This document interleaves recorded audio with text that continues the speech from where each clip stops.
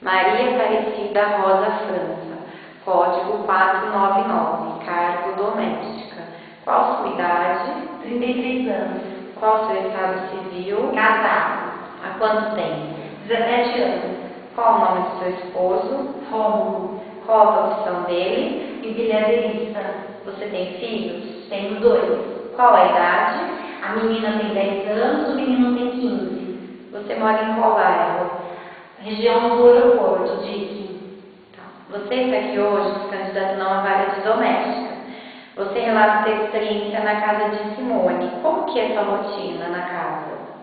O horário é das 8 às 4, chego no horário de 5 para as 8, já entro, passo o café, coloco a mesa de café, eles levantam, tomam café, depois vem o horário do almoço, enquanto isso estou descendo um pão na casa, limpando, lavando, coloco o almoço 15 para meio-dia, eles almoçam, saem, levo a menina na escola, eu termino o serviço 15 para as 4, eu saio e vou embora.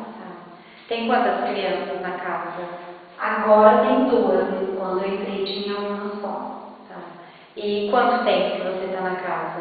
Eu entrei em 2008, fez 2 anos agora, dia 1º do 8. Você ainda está na casa? Ainda estou na casa, ela está precisando de uma pessoa agora que durma, então ela mesma me incentivou a procurar um outro trabalho. Porque você não tem disponibilidade de horário, mas assim, ela está esperando que eu arrume um trabalho, para depois ela começar também a me procurar.